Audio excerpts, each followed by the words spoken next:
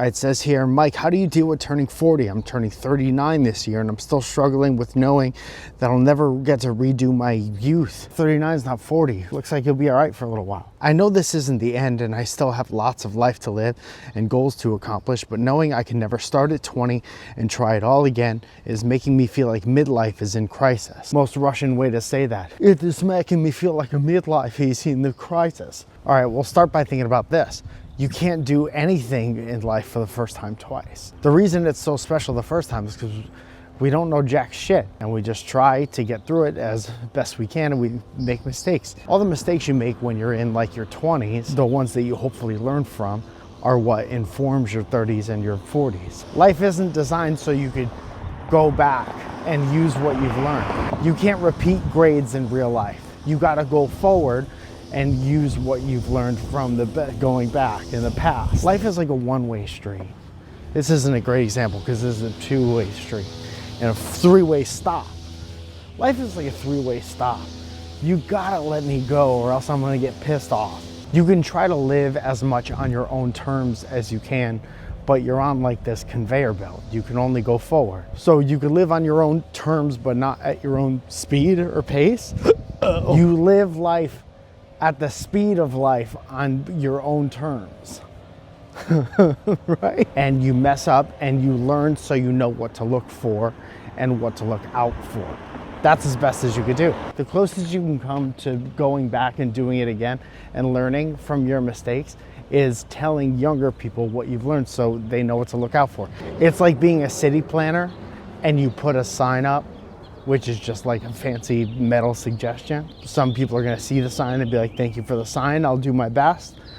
And then most people are gonna miss it because they're texting. Best way to inform the future is to tell a younger person and hope they're like, okay, I'll keep an eye out for that. The joy and excitement of life isn't being able to go back and live everything perfectly. That's like when you create a character in a video game and you turn all their sliders all the way up.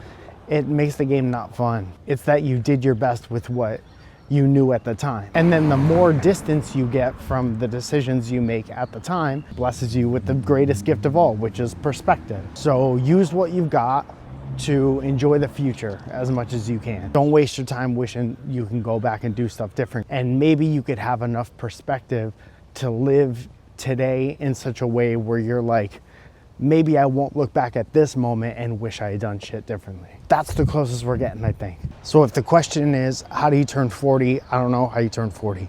Same way you turn 10 or 20 or 26. You just fucking turn it and then you're that. And then you live your life. That's how you turn any age. And don't long so much for the past or else you'll miss out on the future. Yerd? That's the question for this week to answer in the comments. Yerd? You can get closer to me if you want by coming to one of my shows. I have so many shows, I'll put them here on this dark background. Everything's so changing, I'll put them right here. This question came from a text I got at 818-722-8682. So you could text that, it goes to me directly, or you could also ask me questions in the DMs of my Instagram, which is at Mike Falzone, or in the comments of this video, or whatever you want to do. Thank you so much for the question. I hope you enjoy your birthday. You don't stress out too much about it. You're still alive. You're gonna hurt your heart by stressing. All right, I love you, have a good day. I fully get being nostalgic and longing for the past because the past seems like so much fun because you block out all the bad shit that happens. But you just gotta reframe your way of thinking. Instead of being so caught up on the past, you should be excited for the present and the future. And then all your energy will go towards being excited about future. That's the slogan. Be excited about future and you won't give a shit about your past as much. My 20-year college reunion is coming up and I don't want to go back at all because I don't want to relive the past. I was already there. I talked to all the people I still want to talk to. I don't want to be reminded of stuff against my will. Reframe your way of thinking and you won't feel like you're missing out so much.